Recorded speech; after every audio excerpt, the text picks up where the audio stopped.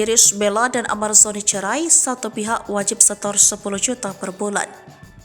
Hakim Pengadilan Agama Depok, Jawa Barat telah memutuskan perkara cerai pasangan selebritis Amar Zoni dan Irish Bella. Putusan sidang cerai Irish Bella dan Amar Zoni dilakukan secara e-court melalui sistem informasi penelusuran perkara. Atas putusan tersebut, Amar Zoni dan Irish Bella sudah resmi bercerai pada Kamis 1 Februari 2024.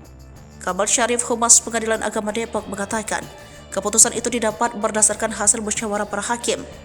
Adapun amar putusan cerai Irish Bella diantaranya adalah Ibel bisa disapa ini mendapat hak asuh kedua anaknya. Kemudian Amar Zoni diwajibkan untuk membayar nafkah anak sebesar 10 juta rupiah setiap bulannya dengan kenaikan 10% per tahun. Nominal tersebut di luar dari biaya pendidikan dan kesehatan kedua anak Amar Zoni. Jelang putusan perceraian dua publik figur ini, Irish Bella sempat mengungkit-ungkit kisah hidup sebagai single parent.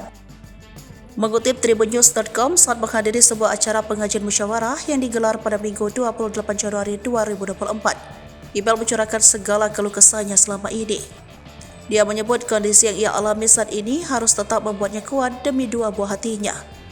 Ia bertekad tak ingin terlihat cengeng dan harus kuat.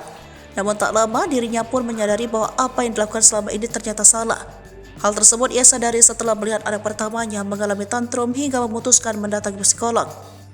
Menurut psikolog, apapun yang dirasakan oleh sang ibu, itu akan tervibrasi ke anaknya, ada ikatan batin antara keduanya. Diakui Irish memendam dan menahan rasa sedih, hingga rasa marah dalam waktu yang cukup lama, justru membuatnya menderita penyakit hati, sehingga rasa itu pun ditularkan kepada anak-anaknya.